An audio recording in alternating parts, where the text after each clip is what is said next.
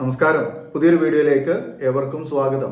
ഇന്നത്തെ വീഡിയോയിലൂടെ നമ്മൾ കാണാൻ പോകുന്നത് നമ്മുടെ ഡിഗ്രി ക്ലാസ്സുകൾക്ക് വേണ്ടിയിട്ടുള്ള ജനറൽ ഇക്കണോമിക്സിന്റെ ഒന്നാമത്തെ യൂണിറ്റിൽ നിന്നുള്ള പ്രധാനപ്പെട്ട ഭാഗങ്ങളാണ്. ഒന്നാമത്തെ ബ്ലോക്ക് മൈക്രോ ഇക്കണോമിക്സ് ആണ്. അതിലെ ഒന്നാമത്തെ യൂണിറ്റ് ആണ് introduction to economics. Introduction to ഇക്കണോമിക്സുമായി ബന്ധപ്പെട്ട് നമ്മൾ ഒന്നാമത്തെ ഒരു ടോപ്പിക് വീഡിയോ ചെയ്യേണ്ടായി. അത് നിങ്ങൾ കണ്ടിട്ടുണ്ടാവും എന്ന് വിചാരിക്കുന്നു. ഒറിജിൻ ഓഫ് ഇക്കണോമിക്സുമായി ബന്ധപ്പെട്ട ഒരു വീഡിയോ ആയിരുന്നത്. ആ വീഡിയോ നിങ്ങൾക്ക് ഇഷ്ടപ്പെട്ടു എന്നാണ് ഞാൻ കരുതുന്നത്. ഓക്കെ, അപ്പോൾ തീർച്ചയായിട്ടും ഈ വീഡിയോയ്ക്ക് നല്ല സപ്പോർട്ട് കിട്ടുമെന്ന് പ്രതീക്ഷിക്കുന്നു. നിങ്ങൾക്ക് ഉപകാരമുള്ള രീതിയിലാണ് ക്ലാസ്സുകൾ മുന്നോട്ട് പോകുന്നത്. തീർച്ചയായും നിങ്ങളുടെ എല്ലാവരുടെയും സപ്പോർട്ടും ലൈക്കും അതുപോലെ തന്നെ എല്ലാവരിലേക്കും ഷെയർ ചെയ്യാനുള്ള ഒരു മൈൻഡും നിങ്ങൾക്കുണ്ടാവുമെന്ന് ഞാൻ കരുതുകയാണ്. അപ്പോൾ ഇന്ന് നമ്മൾ ഉൾപ്പെടുത്തിയിരിക്കുന്നത് ഡെഫിനിഷൻസ് ഓഫ് ഇക്കണോമിക്സ് ആണ്. നമുക്ക് ഈ ഒരു ബുക്ക് പഠിക്കാനുള്ളത് നിങ്ങൾക്കറിയാം, SN ഓപ്പൺ യൂണിവേഴ്സിറ്റിയിലെ വിദ്യാർത്ഥികൾക്കും പഠിതാക്കൾക്കും അതുപോലെ തന്നെ മറ്റ് യൂണിവേഴ്സിറ്റികളിൽ ജനറൽ എക്കണോമിക്സ് ഉണ്ടെങ്കിൽ അവർക്ക് കൂടി ഉപകാരപ്പെടുന്നതാണ്. അപ്പൊ എന്തായാലും എക്കണോമിക്സിന്റെ ഏറ്റവും പ്രധാനപ്പെട്ട ചില ഭാഗങ്ങൾ തന്നെയാണ് എല്ലായിടത്തും പഠിക്കുന്ന, എല്ലാ യൂണിവേഴ്സിറ്റികളിലും പഠിക്കുന്ന വിദ്യാർത്ഥികൾക്കൊക്കെ ഉപകാരപ്പെടുന്ന രീതിയിൽ തന്നെയാണ് നമ്മളിത് അനലൈസ് ചെയ്യുന്നത്. ഓക്കെ, അപ്പോൾ ഇന്നത്തെ ടോപ്പിക് ഡെഫിനിഷൻസ് ഓഫ് ഇക്കണോമിക്സ് ആണ്. ഡെഫിനിഷൻസ് ഓഫ് ഇക്കണോമിക്സ് നമുക്കറിയാം, എക്കണോമിക്സിൽ പ്രധാനമായിട്ടും 4 ഡെഫിനിഷൻസ് ആണ് ഉള്ളത് എന്നുള്ളത് അല്ലെ. അപ്പോൾ നമ്മളെല്ലാവരും പഠിച്ച് അല്ലെങ്കിൽ മുൻകാലങ്ങളിലും മുൻ ക്ലാസ്സുകളിലൊക്കെ പഠിച്ചു വന്നിട്ടുള്ള ഒരു കാര്യം കൂടെയാണ് എന്ത് ഈ ഡെഫിനിഷൻസ് ഓഫ് ഇക്കണോമിക്സ് എന്ന് പറയുന്നത്. എക്കണോമിക്സിന് ആദ്യമായിട്ട് കൃത്യമായിട്ടുള്ള ഒരു ഡെഫിനിഷൻ കൊണ്ടുവന്ന വ്യക്തി ആരാണെന്ന് നിങ്ങൾക്കറിയാം. അതുകൊണ്ട് തന്നെ അതായത് എക്കണോമിക്സ് എന്താണെന്നുള്ളത് കൃത്യമായിട്ട് അനലൈസ് ചെയ്ത ഒരു വ്യക്തിയാണ്, അല്ലെങ്കിൽ എക്കണോമിസ്റ്റ് ആണ്, സ്കോട്ടിഷ് എക്കണോമിസ്റ്റ് ആയിട്ടുള്ള മോഡേൺ എക്കണോമിക്സിന്റെ ഫാദർ എന്നറിയപ്പെടുന്ന ആഡം സ്മിത്ത് ആണല്ലോ. അപ്പൊ നമുക്ക് അവിടെ തന്നെ തുടങ്ങാം. ഏത് definitions of economics. Economics is defined in a variety of ways. Economics is defined in a variety of ways. എക്കണോമിക്സിനെ പല രൂപങ്ങളിൽ പല രീതികളിൽ നമ്മൾ ഡിഫൈൻ ചെയ്യുന്നുണ്ട്.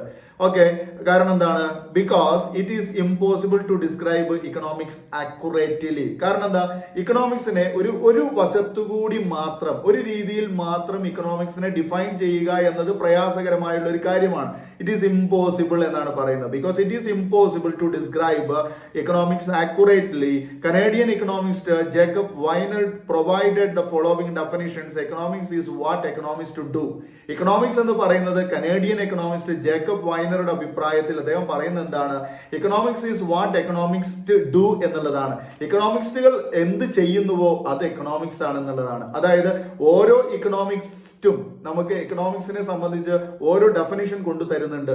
അപ്പൊ ആ ഡെഫിനിഷൻ അതാണ് ഇക്കണോമിക്സ് എന്നതുകൊണ്ട് ഉദ്ദേശിക്കുന്നത്. ഓക്കെ, അപ്പോ the definitions of economics are broadly classified into wealth definition, welfare definition, scarcity definition and last one growth definition. അപ്പൊ ഞാൻ നമ്മുടെ ഡെഫിനിഷനിലേക്ക് പോകുന്നതിന് മുൻപായിട്ട് എന്തുകൊണ്ടാണ് ഇക്കണോമിക്സിന് ഇത്രയധികം ഡെഫിനിഷൻ വരുന്നത് എന്ന കാര്യമാണ് തുടക്കത്തിൽ പറഞ്ഞത്. Economics is defined in a variety of vase, അല്ലെങ്കിൽ വേരിയസ് വേസ് എന്ന് പറയണ്ടായി അല്ലെ. എക്കണോമിക്സിനെ നമ്മൾ വ്യത്യസ്തമാർന്ന രീതികളിൽ ഡിഫൈൻ ചെയ്തിട്ടുണ്ട്. എന്തുകൊണ്ടാണ് അങ്ങനെ ഡിഫൈൻ ചെയ്യുന്നത്? Because it is impossible to describe economics accurately എന്നുള്ളതാണ്. അതായത് എക്കണോമിക്സിനെ ഒരൊറ്റ ഡെഫിനിഷനിലൂടെ കൃത്യമായ രീതിയിൽ ഡിഫൈൻ ചെയ്യുക എന്നത് പ്രയാസകരമായ കാര്യമാണ് അല്ലെ. അതിനെ കുറച്ചുകൂടി വ്യക്തമായിട്ട് പറഞ്ഞത് ആരാണ്? നമ്മുടെ കനേഡിയൻ എക്കണോമിസ്റ്റ് ആയിട്ടുള്ള ജേക്കബ് വൈനർ ആണ്. അദ്ദേഹം പറഞ്ഞ കാര്യം എന്താണ്? അദ്ദേഹത്തിന്റെ അഭിപ്രായത്തിൽ economics is what economics to do എന്നുള്ളതാണ്. ഇക്കണോമിക്സ് എന്ന് പറയുന്നത് ഇക്കണോമിസ്റ്റുകൾ എന്ത് ചെയ്യുന്നു, അല്ലെങ്കിൽ എന്താണ് ചെയ്യുന്നത്, അല്ലെങ്കിൽ എന്തിനെ കുറിച്ച് പറയുന്നു, അതാണ് ഇക്കണോമിസ്റ്റുകൾ പറയുന്നത് എന്താണോ ദാറ്റ് ഈസ് എക്കണോമിക്സ് എന്നാണ് അദ്ദേഹത്തിന്റെ അഭിപ്രായം. അപ്പൊ ആ രീതിയിൽ നമുക്ക് എങ്ങനെ പറയാം? The economics or the definitions of economics are broadly classified into അല്ലെ 4 എന്നുള്ളതാണ്. എക്കണോമിക്സിനെ നമ്മൾ ബ്രോഡ്ലി ക്ലാസിഫൈ ചെയ്തിരിക്കുന്നു. നമ്മുടെ എക്കണോമിക്സ് എന്ന് പറയുന്ന ശാസ്ത്രത്തെ പ്രധാനമായും 4 തരംതിരിച്ചിട്ടുണ്ട്. ഇക്കണോമിക്സിനെ 4 തരംതിരിക്കുക പറഞ്ഞാൽ 4 ഡെഫിനിഷൻസ് ഉണ്ട് എന്നാണ് ഉദ്ദേശിക്കുന്നത്. എക്കണോമിക്സിന് പ്രധാനമായും 4 ഡെഫിനിഷൻസ് ആണ് ഉള്ളത് അല്ലെ. Economics, the definitions of economics are broadly classified into 4. Okay, ഇക്കണോമിക്സിന്റെ ഡെഫിനിഷൻസിനെ നമ്മൾ 4 വിഭജിച്ചിട്ടുണ്ട്. വിഭജിച്ചിട്ടുണ്ട്, അല്ലെങ്കിൽ 4ആയിട്ട് തരംതിരിച്ചിട്ടുണ്ട്. അതിൽ ഒന്നാമത്തേത് വെൽത്ത് ഡെഫിനിഷൻ ആണ്, രണ്ടാമത്തേത് വെൽഫെയർ ഡെഫിനിഷൻ ആണ്, മൂന്നാമത്തേത് സ്കേഴ്സിറ്റി ഡെഫിനിഷൻ ആണ്, നാലാമത്തേത് ഗ്രോത്ത് ഡെഫിനിഷൻ ആണ്. ക്ലിയർ അല്ലേ? അപ്പൊ നമ്മള് അടുത്തതിലേക്ക് പോകുന്നു. ഇത് ഓരോന്നും നമ്മളൊന്ന് എക്സ്പ്ലെയിൻ ചെയ്ത് നോക്കാം. അപ്പോൾ എക്കണോമിക്സിന് പ്രധാനമായിട്ടും 4 നിർവചനങ്ങളാണുള്ളത്. അതിൽ ഒന്നാമത്തേത് വെൽത്ത്, സമ്പത്തിന്റെ നിർവചനം. രണ്ടാമത്തേത് എന്താണ്? വെൽഫെയർ ഡെഫിനിഷൻ ആണ്. വെൽഫെയർ എന്ന് പറഞ്ഞാൽ എന്താ? ക്ഷേമ നിർവചനം അല്ലെ. മൂന്നാമത്തെ എന്താണ്? സ്കേഴ്സിറ്റി ഡെഫിനിഷൻ, ദൗർലഭ്യ നിർവചനം. നാലാമത്തേത് ഗ്രോത്ത് ഡെഫിനിഷൻ, വളർച്ചാ നിർവചനം. നമ്മൾ ഓരോന്നും എക്സ്പ്ലെയിൻ ചെയ്യുന്നു. വെൽത്ത് ഡെഫിനിഷൻ റിലേറ്റ് ചെയ്തിരിക്കുന്നത് ആഡം സ്മിത്തുമായിട്ടാണ്. ഓക്കെ, വെൽത്ത് ഡെഫിനിഷൻ നമുക്ക് കൊണ്ടു തന്നത് ആരാണ്? ആഡം സ്മിത്ത് ആണ്. ഫാദർ ഓഫ് ഇക്കണോമിക്സ് ആണ്. അതുപോലെ തന്നെ ഫാദർ ഓഫ് മോഡേൺ ഇക്കണോമിക്സ് ആണ് ആഡം സ്മിത്ത് എന്ന് പറയുന്നത്. ആഡം സ്മിത്ത് ഒരു പുസ്തകം എഴുതിയിട്ടുണ്ട്, വെൽത്ത് ഓഫ് നാഷൻസ്, 1776. ഞാനൊന്ന് ഓർമ്മപ്പെടുത്തി എന്നുള്ളതാണ്, ബോറടിക്കുന്നില്ല എന്ന് കരുതുന്നു. ഓക്കെ, അപ്പൊ വെൽത്ത് ഡെഫിനിഷൻ കൊണ്ടുവന്നത് Adam Smith. According to Adam Smith, economics is an enquiry into the nature and causes of the wealth of nation. അതാണ് അദ്ദേഹത്തിന്റെ അഭിപ്രായത്തിൽ എന്ത്? ഇക്കണോമിക്സ് അല്ലെങ്കിൽ വെൽത്ത് ഡെഫിനിഷന്റെ അഭിപ്രായത്തിൽ, അല്ലെങ്കിൽ വെൽത്ത് ഡെഫിനിഷനിലൂടെ ആഡം സ്മിത്ത് എക്കണോമിക്സ് എന്ന് പറയുന്നതിനെ അല്ലെങ്കിൽ ആ ശാസ്ത്രത്തെ വിശദീകരിച്ചിരിക്കുന്നത് എങ്ങനെയാണ്? Economics is an inquiry. Economics എന്ന് പറയുന്നത് ഒരു അന്വേഷണമാണ്. ഏതില്? Into the nature and causes of wealth of nations. അതായത് രാഷ്ട്രങ്ങളുടെ സമ്പത്ത് അല്ലെ, രാഷ്ട്രങ്ങളുടെ സമ്പത്തിലേക്കുള്ള അതിന്റെ പ്രകൃതം, അതിന്റെ സ്വഭാവം, അതിന്റെ കാരണം എന്നിവ തേടിയുള്ള ഒരു ശാസ്ത്രമാണ്, ഒരു എൻക്വയറിയാണ്, ഒരു അന്വേഷണമാണ് ഇക്കണോമിക്സ് എന്ന് പറയുന്നത്. അതായത് ഒരു എക്കോണമിയുടെ അല്ലെങ്കിൽ ഒരു വെൽത്ത് ഓഫ് നാഷന്റെ വെൽത്തിനെ സംബന്ധിച്ച് അതിനുള്ള കാരണങ്ങൾ, അതുപോലെ തന്നെ അതിന്റെ നാച്ചുർ എന്നിവയെ സംബന്ധിച്ചുള്ള ഒരു അന്വേഷണമാണ് അല്ലെങ്കിൽ wealth of nation, the cause and nature of wealth of നാഷൻസിനെ സംബന്ധിച്ചുള്ള എൻക്വയറിക്ക് പറയുന്ന പേരാണ് വെൽത്ത് ഓഫ് നാഷൻസ് എന്നാണ് ആരുടെ അഭിപ്രായം? നമ്മുടെ ആഡം സ്മിത്തിന്റെ അഭിപ്രായം. ഓക്കെ, അദ്ദേഹം അതിനുവേണ്ടി എഴുതിയ പുസ്തകം the wealth of nations, 1776. Okay, അപ്പോൾ wealth definition is related to Adam Smith. According to Adam Smith, economics is an inquiry. Economics എന്ന് പറയുന്നത് ഒരു അന്വേഷണമാണ്. Into the nature and causes of wealth of nations. ഏതിലേക്കുള്ള? അതായത് ഒരു രാഷ്ട്രത്തിന്റെ സമ്പത്തിലേക്കുള്ള അതിന്റെ അന്വേഷണമാണ്. എന്തിനെ സംബന്ധിച്ച്? അതിന്റെ നാച്ചുറിനെ സംബന്ധിച്ച്, അതിന്റെ കോസസ്, കാരണങ്ങളെ സംബന്ധിച്ച് ഒക്കെയുള്ള ഒരു അന്വേഷണമാണ് എന്ത്? ഇക്കണോമിക്സ് എന്ന് പറയുന്നത്. രണ്ടാമത്തേതിലേക്ക് പോകുന്നു. വെൽഫെയർ ഡെഫിനിഷൻ, ക്ഷേമ നിർവചനം, ക്ഷേമത്തിന്റെ നിർവചനം.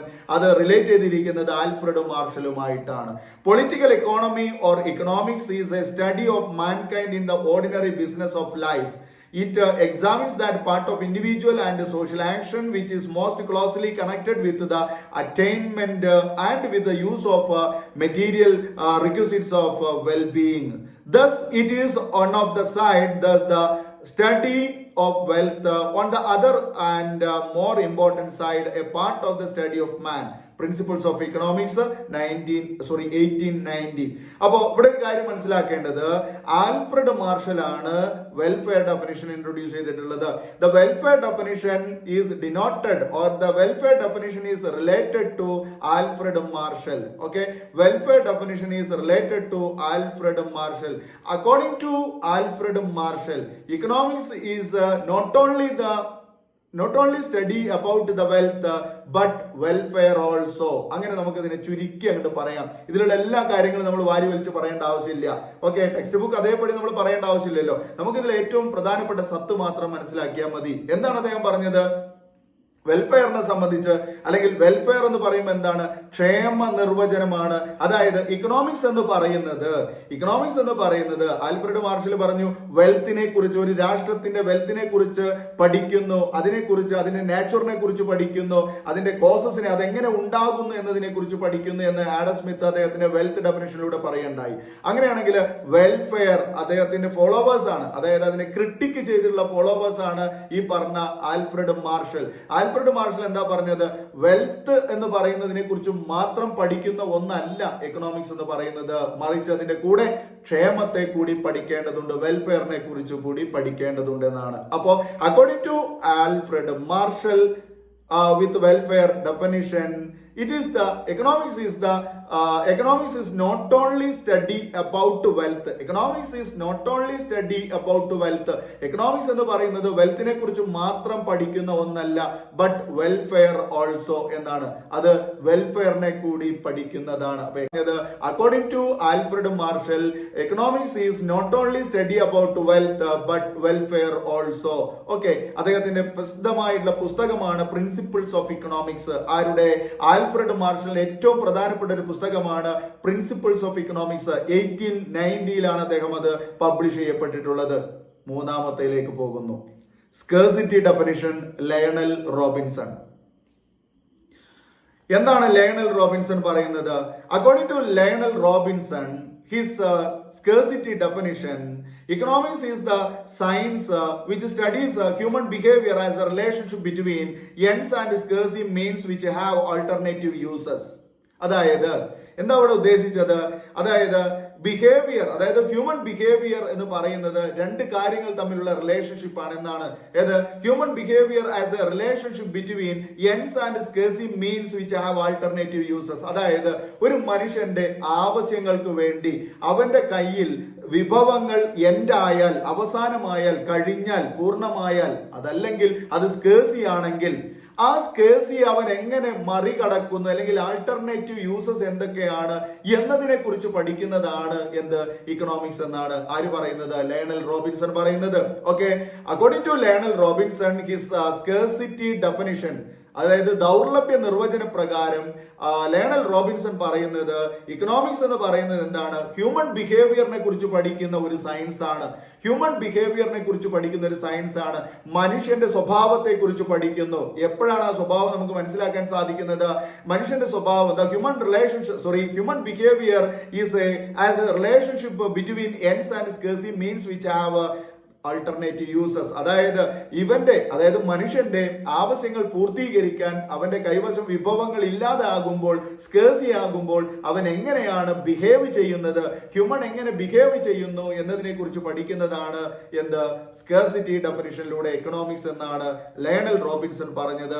ഇതിനുവേണ്ടി അദ്ദേഹം എഴുതി വെച്ച ഒരു പുസ്തകമാണ് the nature and significance of economic science എന്ന പുസ്തകം.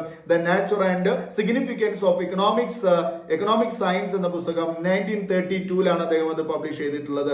ഓക്കെ, അതുപോലെ തന്നെ ഈ ഒരു സ്കേഴ്സിറ്റി ഡെഫിനിഷന് 3 പോസ്റ്റുലേറ്റേഴ്സ് ഉണ്ട്. അതായത് പോസ്റ്റുലേറ്റ്സ് എന്ന് പറയുന്നത് പ്രധാനപ്പെട്ട ഘടകങ്ങളുണ്ട്. ആ ഘടകങ്ങൾ നമുക്ക് അടുത്ത ക്ലാസ്സിൽ ഡിഫൈൻ ചെയ്യാം. ഏതൊക്കെയാണ് ഈ സ്കേഴ്സിറ്റി ഡെഫിനിഷന്റെ ലയണൽ റോബിൻസൺ അഭിപ്രായത്തിൽ സ്കേഴ്സിറ്റി ഉണ്ടാകുമ്പോൾ എന്തുകൊണ്ട് സ്കേഴ്സിറ്റി ഉണ്ടാകുന്നു, അതിന്റെ പ്രധാനപ്പെട്ട ഘടകങ്ങൾ എന്തൊക്കെയാണെന്നുള്ളതിനെ സംബന്ധിച്ച് നമ്മൾ നെക്സ്റ്റ് ക്ലാസ്സിൽ ഞാൻ അതിന്റെ മാത്രമായിട്ടൊരു വീഡിയോ നിങ്ങൾക്ക് മുന്നിലേക്ക് എത്തിക്കാം. ഓക്കെ, നാലാമത്തെ ഡെഫിനിഷൻ ആണ് പറയുന്നത് ഗ്രോത്ത് ഡെഫിനിഷൻ, പോളെ സാമുവൽസൺ. ഓക്കെ, പോളെ സാമുവൽസന്റെ അഭിപ്രായത്തിൽ എന്താണ് ഗ്രോത്ത് ഡെഫിനിഷൻ, അല്ലെങ്കിൽ ഗ്രോത്ത് ഡെഫിനിഷനിലൂടെ പോളെ സാമുവൽസൺ പറയുന്നു ഇക്കണോമിക്സ് എന്ന് പറയുന്നത് എന്താണ്? അതായത് ഒരു വ്യക്തിയെ സംബന്ധിച്ച് അവർക്ക് ആൾട്ടർനേറ്റീവ് ആയിട്ടുള്ള ഒരുപാട് യൂസസുകൾ ഉണ്ടാവും. To produce various commodities and distribute for consumption now or in the future among various people and group of the society. It analyse the cost of benefits improving pattern resources allocation എന്നുള്ളതാണ്. അതായത് economics is the study how men and society end up choosing with or without the use of money to employ scarce productive resources that could have alternative uses to produce various commodities and distribute them for consumption now or in the future. അത്രയും മതി എന്ന് വെച്ചാൽ അത്രയും വേണ്ട, ഞാനത് ചുരുക്കി പറയാം. അതായത് നമ്മുടെ ലയണൽ റോബിൻസൺ പറഞ്ഞത് എന്താണ്? സ്കേഴ്സി ഉണ്ടാകുമ്പോൾ ഹ്യൂമൻ ബിഹേവിയർ എന്താകും എന്നതിനെ കുറിച്ച് പഠിക്കുന്നതാണ് എക്കണോമിക്സ് എന്നാണ്, അല്ലെ? അദ്ദേഹത്തിന്റെ സ്കേഴ്സിറ്റി ഡെഫിനിഷനിൽ അദ്ദേഹം പറഞ്ഞു. എന്നാൽ ഈ സ്കേഴ്സിറ്റി ഉണ്ടാകുമ്പോൾ മനുഷ്യൻ എങ്ങനെ അതിനെ മറികടക്കുന്നു, ഓവർകം ചെയ്യുന്നു, how to overcome human his wants, എങ്ങനെയാണ് മനുഷ്യൻ അവന്റെ ആവശ്യങ്ങളെ മറികടക്കുന്നത് എന്നതിനെ കുറിച്ച് പഠിക്കുന്നതാണ് എന്ത്? Growth definition. അതായത് വളർച്ചാ നിർവചനം കൊണ്ടുവന്നത് പോളെ സാമുവൽസൺ ആണല്ലോ. പോളെ സാമുവൽസൺ പറഞ്ഞത് എന്താണ്? മനുഷ്യന് അവന്റെ ആവശ്യങ്ങൾ പൂർത്തീകരിക്കാൻ കഴിയാതെ വരുമ്പോൾ, അല്ലെങ്കിൽ പൂർത്തീകരിക്കാനുള്ള വിഭവങ്ങൾക്ക് സ്കേഴ്സിറ്റി ഉണ്ടാകുമ്പോൾ അവൻ അതിൽ നിന്ന് എങ്ങനെ മറികടക്കുന്നു? ഇക്കണോമിക്സ് എന്ന് പറയുന്ന അതാണ്. Economics is the study of how men and society end up choosing with or without the use of money. അതായത് പണം ഉപയോഗിച്ചോ അല്ലാതെയോ മനുഷ്യൻ എങ്ങനെയാണ് അവന്റെ ആവശ്യങ്ങളെ കംപ്ലീറ്റ് ചെയ്യുന്നത്, സാറ്റിസ്ഫൈ ചെയ്യുന്നത്, അതിനെക്കുറിച്ച് പഠിക്കുന്നതാണ് ഇക്കണോമിക്സ് എന്ന് പോളെ സാമുവൽസൺ അദ്ദേഹത്തിന്റെ ഗ്രോത്ത് ഡെഫിനിഷനിലൂടെ ഡിഫൈൻ ചെയ്യുന്നു. അപ്പൊ മക്കളെ, ഇത്രയും കാര്യങ്ങളാണ് ഡെഫിനിഷൻസ് ഓഫ് ഇക്കണോമിക്സ് എന്ന് പറയുന്ന ഭാഗത്ത് പ്രധാനമായിട്ടും ഉൾപ്പെടുത്തിയിട്ടുള്ളത്. ഓക്കെ, അപ്പൊ നമുക്കറിയാം ഇക്കണോമിക്സിന് പ്രധാനമായിട്ടും 4 ഡെഫിനിഷൻസ് ഉണ്ട്. ഒന്ന് വെൽത്ത് ഡെഫിനിഷൻ, സമ്പത്തിന്റെ നിർവചനം, റിലേറ്റ് ചെയ്തിരിക്കുന്നത് ആഡം സ്മിത്ത് ആണ്. രണ്ടാമത്തേത് വെൽഫെയർ ഡെഫിനിഷൻ, ക്ഷേമ നിർവചനം, റിലേറ്റ് ചെയ്തിരിക്കുന്നത് ആൽഫ്രഡ് മാർഷൽ ആണ്. മൂന്നാമത്തേത് സ്കേഴ്സിറ്റി ഡെഫിനിഷൻ, ദൗർലഭ്യ നിർവചനം, റിലേറ്റ് ചെയ്തിരിക്കുന്നത് ലയണൽ റോബിൻസൺ ആണ്. നാലാമത്തേത് ഗ്രോത്ത് ഡെഫിനിഷൻ, വളർച്ചാ നിർവചനം, റിലേറ്റ് ചെയ്തിരിക്കുന്നത് പോളെ സാമുവൽസൺ. ക്ലിയർ ആയി എന്ന് വിചാരിക്കുന്നു. തീർച്ചയായും നിങ്ങളുടെ എല്ലാവരുടെയും സപ്പോർട്ട് ആഗ്രഹിക്കുന്നുണ്ട്. ഇഷ്ടപ്പെട്ടാൽ ലൈക്ക് ചെയ്യാൻ മറക്കരുത്. ഇഷ്ടപ്പെട്ടില്ലെങ്കിൽ നിങ്ങൾക്ക് ഡിസ്ലൈക്ക് ചെയ്യാം. അതുപോലെ തന്നെ ഇഷ്ടപ്പെടുകയാണെങ്കിൽ നിങ്ങളുടെ സുഹൃത്തുക്കൾക്കും ഇത് നിങ്ങൾക്ക് ഉപകാരപ്പെടുന്നു തോന്നുകയാണെങ്കിൽ തീർച്ചയായും ഒന്ന് ഷെയർ ചെയ്യാൻ മറക്കരുത്. അതുപോലെ ആദ്യമായി നമ്മുടെ ചാനൽ കാണുന്നവരുണ്ടെങ്കിൽ ഒന്ന് സബ്സ്ക്രൈബ് ചെയ്യുക. തുടർന്നുള്ള ബെൽ ബട്ടൺ ഓൾ എനേബിൾ ചെയ്ത് വെക്കുക. പുതിയ വീഡിയോയ്ക്ക് വേണ്ടി കാത്തിരിക്കുക. ഇനി നമുക്ക് വീണ്ടും പുതിയ ടോപ്പിക്കുമായി പുതിയ വീഡിയോയിൽ കാണാം. അതുവരെ എല്ലാവർക്കും നന്ദി. Thanks for watching.